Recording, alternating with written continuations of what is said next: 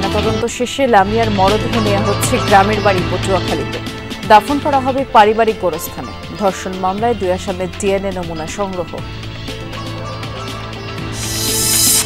মাগুরায় শিশু আসিয়া ধর্ষণ ও হত্যা মামলায় প্রথম দিনে মা সহ 3 জনের সাক্ষ্য গ্রহণ। আগামীকালও সাক্ষী দেবেন 3 জন। দৃষ্টান্তমূলক শাস্তি চায় জেলাবাসী। এই আসামিদের এমন দৃষ্টান্তমূলক শাস্তি হোক যেন কোনো শিশু বা যে কোনো মেয়ের দিকে মানুষ তাকাতে ভয় পায়। কুমিল্লায় আবারও কিশোর গ্যাংয়ের সশস্ত্র মহড়া, শহর জুড়ে আতঙ্ক। যৌথ বাহিনীর অভিযানে অস্ত্র মাদক সহ গ্রেফতার 9। পিছনে একটা শক্তি আছে, এই শক্তিটা যে কি কেউ খুলে বলে না। আইন শৃঙ্খলা রক্ষাকারী বাহিনী যারা আছেন তাদেরকে আমি উদাসীনতা বলবো না তাদের পৃষ্ঠপোষকতা বলবো, এটি কিন্তু এখন আমার কাছে প্রশ্ন।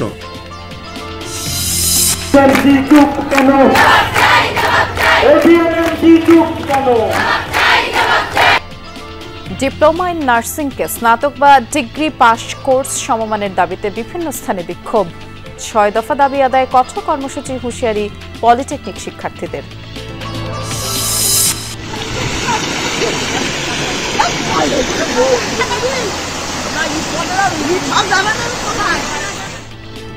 সাতক্ষীরার আশাশুনিতে আবারও বাঁধে ভাঙন।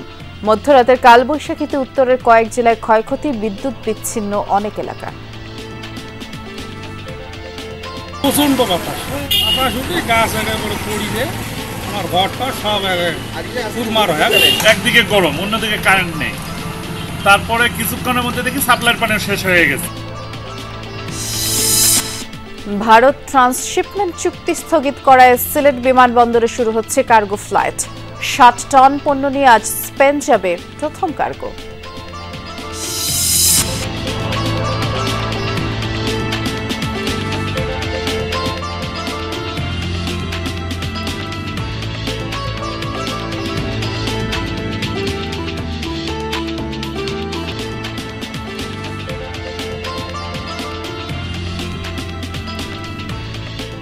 বিরতিহীন সংবাদ ছাড়া দেশে সবাইকে আমন্ত্রণ জানাচ্ছি। নুসরাত বৃষ্টির সাথে আছি। শিরোনামগুলো শুনছিলেন।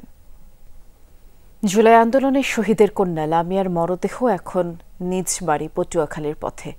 এর আগে শহীদ সোহরাওয়ার্দী হাসপাতালে তার ময়নাতদন্ত শেষ হয়। এরপরে গোসল শেষে মরদেহ নিয়ে রওনা দেয় পরিবার। এর আগে পুলিশের সুরতহাল রিপোর্টে পাওয়া যায় আত্মহত্যার আলামত। গলায় ফাঁসের দাগ আর শরীরে কোথাও আঘাতের চিহ্ন পাওয়া যায়নি। কলেজের পরীক্ষা দেওয়ার জন্য আজ বিকেলে মায়ের সঙ্গে গ্রামের বাড়িতে যাওয়ার কথা ছিল লামিয়ার। তাই শনিবার মার্কেট থেকে কিছু কেনাকাটাও করেন। তবে কে জানতো রাতভর মর্গে থেকে সকালেই বাড়ি ফিরবে লামিয়ার নিথর দেহ। শহীদ সোহরাওয়ার্দী হাসপাতালের ফরেনসিক বিভাগে ময়নাতদন্ত হয় লামিয়ার। এর আগে মরদেহের সুরতহাল রিপোর্ট চূড়ান্ত করে পুলিশ, যেখানে আত্মহত্যার নানা আলামত পাওয়া গেছে উল্লেখ করা হয়েছে। সুরতহাল প্রতিবেদনের বর্ণনায় দেখা যায় লামিয়ার গলায় অর্ধচন্দ্রাকৃতির দাগ দেখা গেছে। ঘাড়ের পেছনের অংশ ছিল স্বাভাবিক।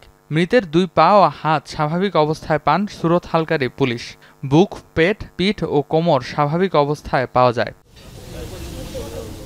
ময়নাতদন্ত শেষে চাচা মনিরুল ইসলামের কাছে হস্তান্তর করা হয় মরদেহ। গত রাত 9:30টায় গলায় ফাঁস দিয়ে আত্মহত্যা করে লামিয়া, দাবি পরিবারের। ও একটা স্টুডেন্ট, একটা কলেজের, এটা সমাজে মুখ দেখাবে বা সমাজে বন্ধু বান্ধব লোক চলবে, এই জিনিসটা মানিয়ে নিতে পারে না। রাত 9:48 মৃত্যু ঘোষণা করে, তারপর থেকে তার আম্মা অসুস্থ হয়ে যায়। এদিকে লামিয়ার করা ধর্ষণ মামলার 2 আসামি এখনও পুলিশ হেফাজতেই রয়েছে। আজ তাদের ডিএনএ নমুনা নেওয়া হয়েছে, নিশ্চিত করেছেন পটুয়াখালীর police super. Redwan Ahmed, Jamuna news, Dhaka. July আন্দোলনের শহীদ জসিমউদ্দিনের মেয়ে লামিয়ার দাফন হবে পটুয়াখালীতে দুমকিতে বাবার কবরের পাশেই। এরই মধ্যে কবর খোঁড়ার কাজ সম্পন্ন হয়েছে। স্থানীয়রা জানায় লামিয়ার দাদা সোবহান হাওলাদার নিজ হাতে নাতনিকে দাফনের জন্য কবর খোঁড়েন। এর আগে ছেলে জসিমের মরদেহ দাফনের জন্য তিনি নিজেই কবর খুঁড়েছিলেন। পাঙ্গাশিয়া সরকারি প্রাথমিক বিদ্যালয়ে লামিয়ার জানাজা অনুষ্ঠিত হবে। এরপরে ধোপারহাট গ্রামে নিজ বাড়ি সংলগ্ন বাবার কবরের পাশে দাফন করা হবে লামিয়াকে। এদিকে তার মৃত্যুর খবর এলাকায় শোকাচ্ছন্ন পরিবেশ। স্বজন ও এলাকাবাসী ভিড় জমিয়েছেন বাড়িতে। বাবার মৃত্যুর পর মেয়ের এমন মৃত্যু কিছুতেই মানতে পারছেন না তারা। ধর্ষণের ঘটনায় জড়িতদের দ্রুত বিচার নিশ্চিত করে সর্বোচ্চ সাজা নিশ্চিতের দাবি জানিয়েছেন স্বজন ও এলাকাবাসী। আত্মহত্যা কেন করলো, এইটা এই বর্তমান সরকারের কাছে আমাদের আকুল আবেদন এলাকাবাসীর পক্ষ থেকে, যে এই কারণটা তারা চিহ্নিত করবে। ধর্ষণের সাথে যারা জড়িত আমি তাদের বিচার চাই। দুইজনকে আটক করা হয়েছে এবং এই দুইজনকে যেন যথাযথ বিচার করা হয়। পটুয়াখালীতে লামিয়াকে দাফন করা হবে যেমনটি বলছিলাম আপনাদের। সেখানে আমাদের সহকর্মী জাকারিয়া হৃদয় আছেন, একটু দেখে আসতে চাই হৃদয়ের কাছে কি আপডেট আছে। হৃদয়, লামিয়ার মরদেহ পৌঁছাতে আর কত সময় লাগতে পারে জানাবেন, এবং কবর খোঁড়ার কাজ সম্পন্ন হয়ে গেছে, জানাজা দাফনের যে প্রস্তুতি একটু সে সম্পর্কে জানতে চাচ্ছিলাম।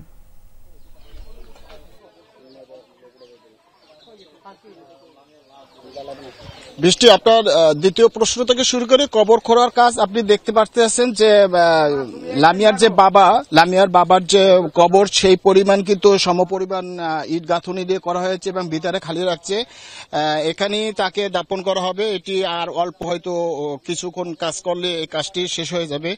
আর একটি বিষয় বলি, এখানে লামিয়ার যে দাদা এ হচ্ছে একজন হতভাগা, যে তার ছেলে জসিমকে এই কবর নিজ হাতে করে এখানে দাপন করছে। আজকে আবার তার নাতি, তাকে তার সারাদিন সকাল থেকে সে এই কবর খুঁজছে, এই কবরই তার নাতিকে তাড়া করে।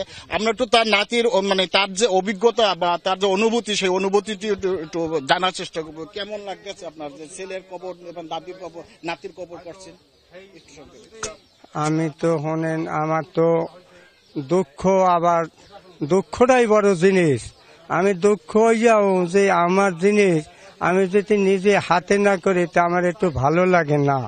আমারও তো এই পথে যাইতে হইবে, তা আমারে যারা দাফন দেবে হ্যাঁ দাফন আমি দিই। এখন আপনি কি চান আসলে?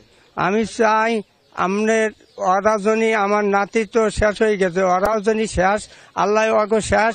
আচ্ছা, শুনছিলেন যে তিনিও বিচার চান। আরেকটি বিষয় হচ্ছে, সর্বশেষ খবর পর্যন্ত লামিয়ার লাশ গৌরনদী পর্যন্ত এসে পৌঁছেছে। সেখান থেকে বরিশাল আসবে, বরিশাল থেকে এখানে, তার মানে এখনো 1 থেকে 1.5 ঘন্টার মতো সময় লাগতে পারে। বৃষ্টি, শুনছিলাম আমরা জাকারিয়া।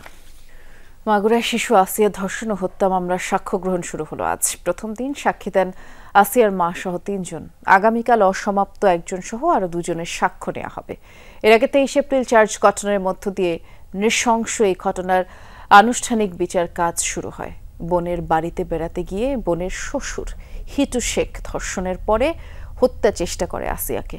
13 মার্চ রাজধানীর সম্মিলিত সামরিক হাসপাতালে মৃত্যু হয় শিশু আসিয়ার। 13ই মার্চ পুরো দেশবাসীকে কাঁদিয়ে না ফেরার দেশে চলে যায় ছোট্ট শিশু আসিয়া। 6 মার্চ মাগুরায় বোনের বাড়িতে বেড়াতে গিয়ে ধর্ষণের শিকার আসিয়ার মৃত্যুর পর মামলা করেন শিশুটির মা। গ্রেফতার হয় প্রধান অভিযুক্ত হিটু শেখ, জাহেদা বেগম, সজীব ও রাতুল শেখ। সেই ধর্ষণ মামলায় শুরু হলো বিচার কাজ। প্রথম দিন সাক্ষ্য দিয়েছেন আসিয়ার মা আয়েশা খাতুন, আসামি হিটু শেখের প্রতিবেশী ডলি খাতুন ও আসিয়াকে গুরুতর অবস্থায় হাসপাতালে নিয়ে আসা ভ্যান চালক রুবেল। বিজ্ঞ আদালত 3 জন সাক্ষীকে তলব করেছিলেন। বাদীসহ 3 জন সাক্ষী আজকে হুজুর আদালতে সাক্ষ্য প্রদান করেছেন। আসামিদের পক্ষে আইনজীবী নিয়োগ হয়েছে লিগ্যাল এইডের মাধ্যমে। তাদের নিয়োজিত আইনজীবী আজকের সাক্ষীদেরকে জেরা করেছেন।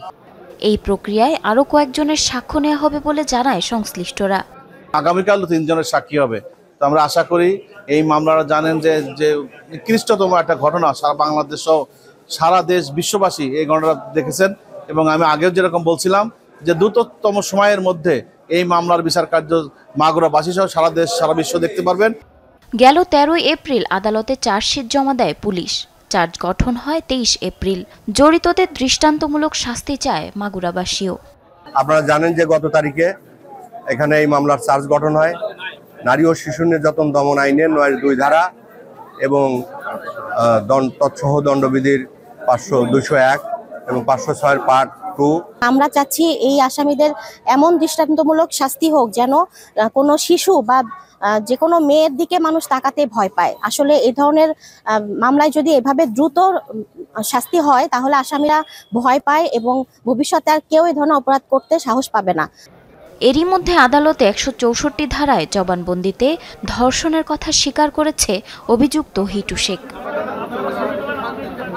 জারিন অর্নি, যমুনা নিউজ। নারায়ণগঞ্জে আলোচিত 7 খুনের 11 বছর আজ। 8 বছর ধরে শুধু আপিলেই আটকে আছে এই মামলার বিচার কাজ। স্বজনদের বাড়ছে দীর্ঘশ্বাস আর হতাশা। জীবদ্দশায় রায় কার্যকর দেখতে পারবেন কি নিয়ে তা নিয়েও সংশয় রয়েছে তাদের। অন্তর্বর্তী সরকারের আমলে মামলা নিষ্পত্তির আশাবাদী পক্ষের আইনজীবীর। 2014 সালের 27 এপ্রিল নারায়ণগঞ্জের তৎকালীন প্যানেল মেয়র নজরুল ইসলাম, আইনজীবী চন্দন সরকার সহ 7 জনকে অপহরণ করা হয়। 3 দিন পর শীতলক্ষ্যায় একে একে ভেসে ওঠে সবার মরদেহ। এ ঘটনায় 2 মামলায় 2017 সালের 16 জানুয়ারি 26 জনকে মৃত্যুদণ্ড দেন নারায়ণগঞ্জের আদালত। 9 জনকে বিভিন্ন মেয়াদে দেওয়া হয় কারাদণ্ড।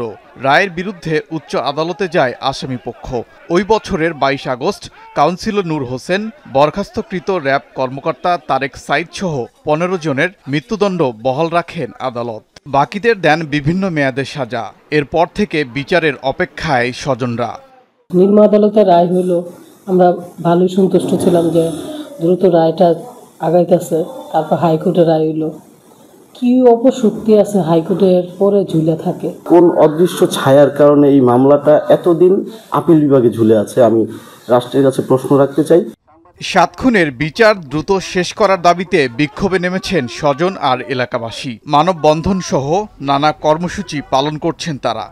আমার আব্বুকে অনেক মিস করি, কারণ আব্বু থাকলে এখন আমাকে আর মার জন্য অপেক্ষা করতে হতো না। মায়ের কখন আসবে বা আমি রাত্রে কিভাবে যাব, রাস্তায় কিভাবে একা একা যাব। নিজে কষ্ট করে চলতেছি, দিন খাই। আমি একটা মেয়ে মানুষকে তো হাত পাততে পারতেছি না লজ্জার কারণে, অথচ নিজে এত কষ্ট করে আমি সংসার চালাইতেছি। আমার সংসার নেই, পুত থাকতো সংসার থাকতো, পুত নাই আর আমার সংসার নেই। অন্তর্বর্তী সরকারের আমলেই মামলাটি দ্রুত নিষ্পত্তি হবে আশা বাদীপক্ষের আইনজীবীর। আমরা চেষ্টা করব সরকার উচ্চ পর্যায়ের সাথে কথা বলতে এবং যে হাইকোর্টে যে আপনার প্রসিকিউশন আছে তাদের সাথে কথা বলতে অ্যাটর্নি জেনারেলের সাথে যোগাযোগ করার চেষ্টা করব। ওবায়দুর রহমান, যমুনা নিউজ।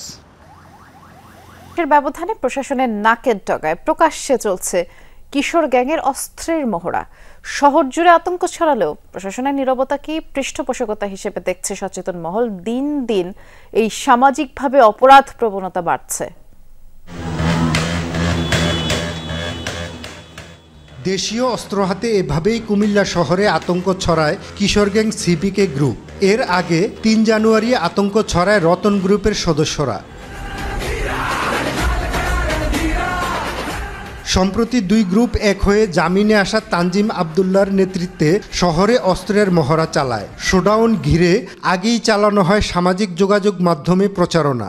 আইন শৃঙ্খলা রক্ষাকারী বাহিনী যারা আছেন তাদেরকে আমি উদাসীনতা বলবো না তাদের পৃষ্ঠপোষকতা বলবো, এটি কিন্তু এখন আমার কাছে প্রশ্ন। 3টি এলাকায় আমাদের কোতোয়ালি মডেল থানার হয়তো 2 থেকে 1.5 কিলোমিটারের মধ্যেই আওতার মধ্যে পড়ে। 5ই আগস্টের পূর্বে কিশোর গ্যাং ছিল কোনো না কোনো ভাইয়ের অধীনে, বড় ভাইদের অধীনে ছিল। 5ই আগস্টের পরে তারা ভাই পরিবর্তন করে তার শক্তিমত্তা জানান দিয়েছে।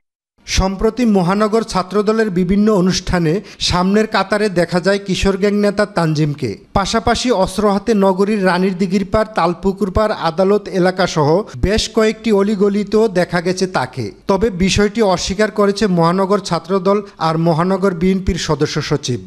পিছনে একটা শক্তি আছে, এই শক্তিটা যে কি কেউ খুলে বলে না।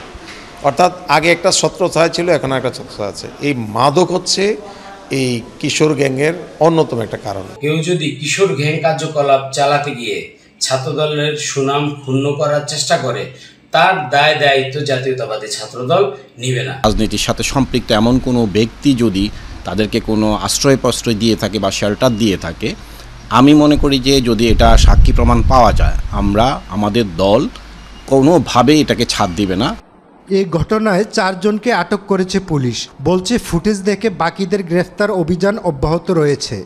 আমরা গোয়েন্দা তথ্য নিতেছি, তাদেরকে আমরা একেবারেই ভিডিও ফুটেজ যেগুলো আমরা হাতে পেয়েছি সেগুলা ভিত্তিতে আমরা কাজ করতেছি। তো আমরা আশা করি এখানে একটা আরও আমাদের যে যারা এটার পিছনে জড়িত তাদেরকে আমরা ধরতে পারবো চিরেই। গেল কয়েক বছরে কিশোর গ্যাংয়ের হাতে প্রাণ গেছে শিক্ষার্থী আদিল, শাহাদাত, সজীব হোসেন বাবু সহ অন্তত 8 জনের। খোকন চৌধুরী, যমুনা নিউজ, কুমিল্লা। এদিকে কুমিল্লায় যৌথ বাহিনীর অভিযানে কিশোর গ্যাংয়ের আস্তানা থেকে অস্ত্র মাদক সহ 9 জনকে গ্রেফতার করা হয়েছে। গোপন সংবাদের ভিত্তিতে ভোরে কুমিল্লা সদরের দুর্গাপুর থেকে প্রকাশ্যে অস্ত্র প্রদর্শন করা রুবেলকে গ্রেফতার করা হয়। পরে তার দেয়া তথ্যের ভিত্তিতে বিভিন্ন স্থানে অভিযান চালিয়ে গ্রেফতার করা হয় সাজ্জাদ, সাইফুল, ইমরান সহ আরও 5 জনকে। কয়েকটি অস্ত্র, গুলি এবং মাদক জব্দ করা হয়। আর গ্রেফতারকৃতদের নামে বিভিন্ন থানায় অস্ত্র আর হত্যা মামলা রয়েছে।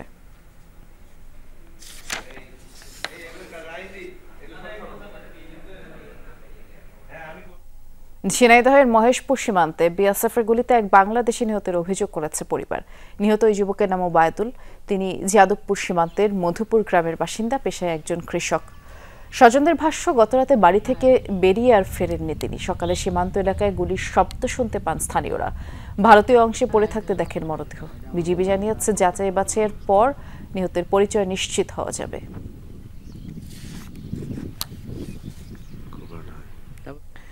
ডিপ্লোমা ইন নার্সিংকে স্নাতক বা ডিগ্রি পাস কোর্স সমমান করার দাবিতে বিভিন্ন স্থানে বিক্ষোভ ও মানববন্ধন হয়েছে। সকালে বরগুনা নার্সিং ইনস্টিটিউটের সামনে থেকে বিক্ষোভ মিছিল বের করেন শিক্ষার্থীরা। পরে জাতীয় প্রেস ক্লাবের সামনে তারা বিক্ষোভ করেন। আন্দোলনকারীরা বলেন, এইচএসসি পাশের পর তারা 3 বছরের ডিপ্লোমা কোর্স করলেও ডিগ্রি পাশের সনদ পান না, যা চরম বৈষম্য। একই দাবিতে ঝিনাইদহ সদর হাসপাতাল চত্বরে মানববন্ধন ও বিক্ষোভ করেন নার্সিং ইনস্টিটিউটের শিক্ষার্থীরা। আর দাবি আদায় না হলে কঠোর কর্মসূচি হুঁশিয়ারিও দিয়েছেন তারা। এছাড়া টাঙ্গাইল, রাজশাহী সহ বিভিন্ন জেলায় বিক্ষোভ করেছে শিক্ষার্থীরা।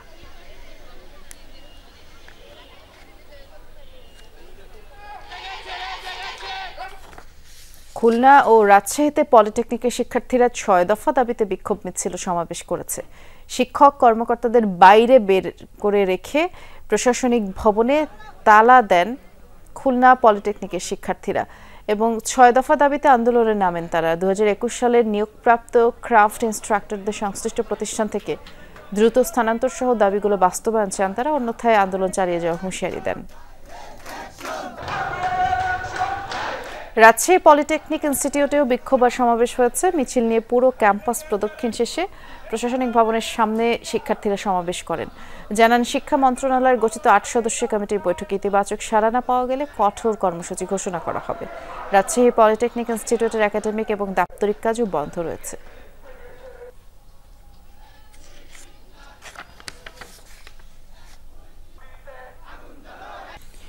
রাজবাড়ীতে পদ্মা নদী থেকে মস্তকবিহীন ভাসমান এক যুবকের মরদেহ উদ্ধার করেছে পুলিশ। সকালে চর কাঁচনন্দ এলাকায় মরদেহটি ভাসতে দেখেন স্থানীয়রা। পুলিশকে উদ্ধারের পরে ময়নাতদন্তের জন্য মর্গে পাঠায়। এদিকে বৃহস্পতিবার থেকে পার্শ্ববর্তী চর বরাট গ্রামের জিহাদ নিখোঁজ রয়েছে। কারোর সাথে দেখা করার কথা বলে বেরিয়ে যায় আর ফেরত আসেনি। স্বজনদের ধারণা মরদেহটি জিহাদের এবং পরিচয় শনাক্তের চেষ্টা করছে পুলিশ।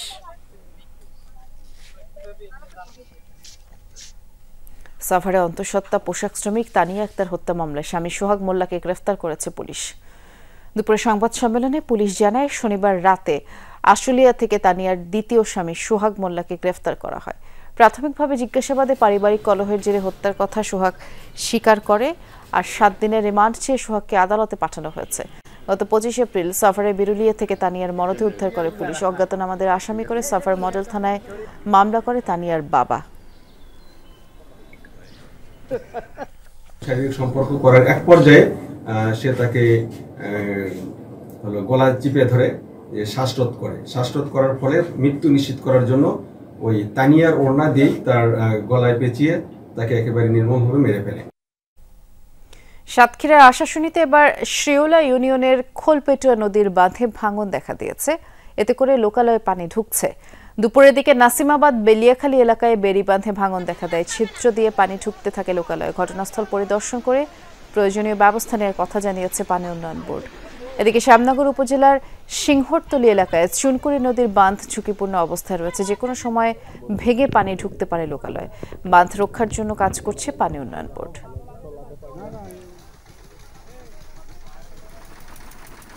উত্তরের কয়েক জেলায় মধ্যরাতে তাণ্ডব চালিয়েছে কালবৈশাখী। এতে করে ক্ষতিগ্রস্ত রংপুর, লালমনিরহাট এবং কুড়িগ্রামের বহু বাড়িঘর।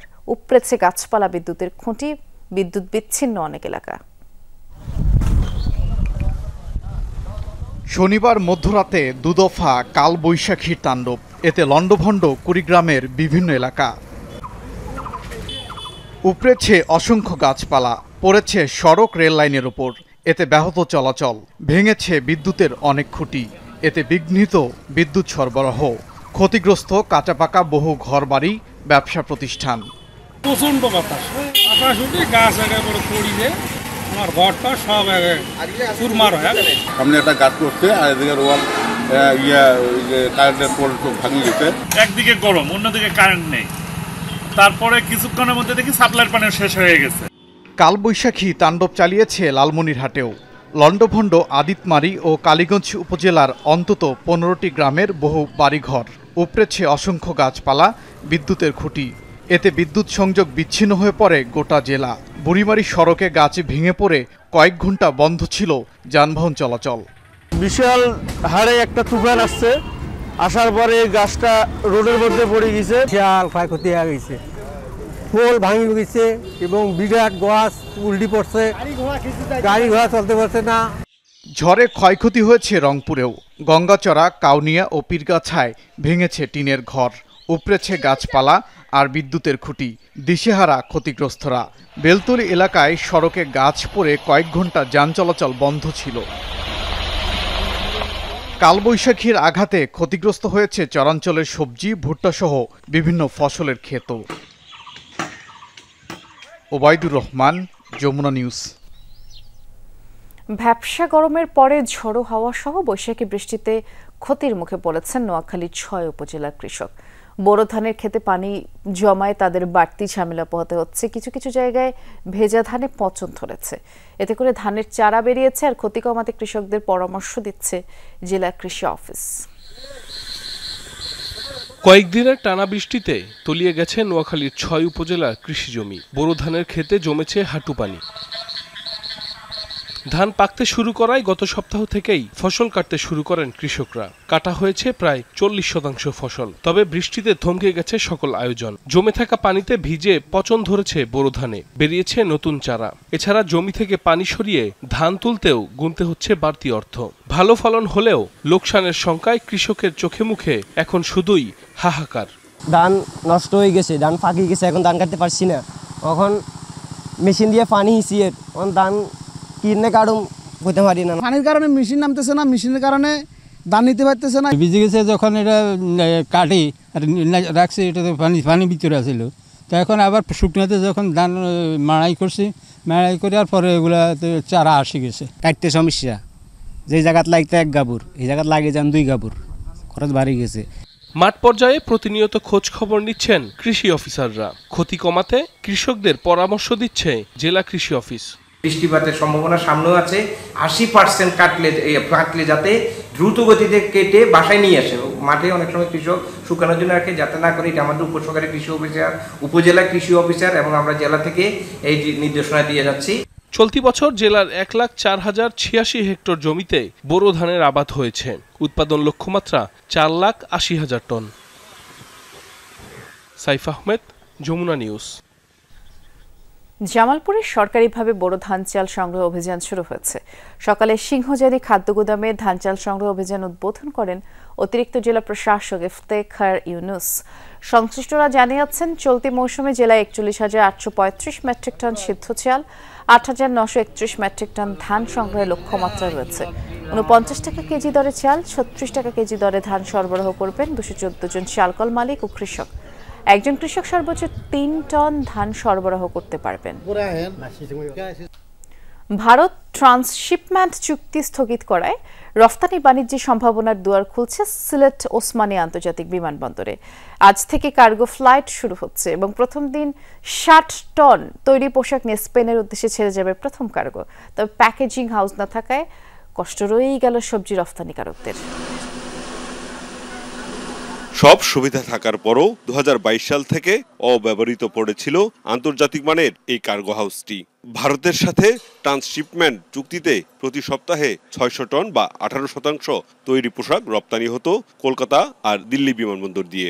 চুক্তি বাতিল হওয়ায় রপ্তানির চাপ সামাল দিতে সিলেট থেকে রপ্তানি শুরুর সিদ্ধান্ত নেয় সরকার। ফলে 3 বছর পর আলো জ্বলল এই কার্গো হাউজের।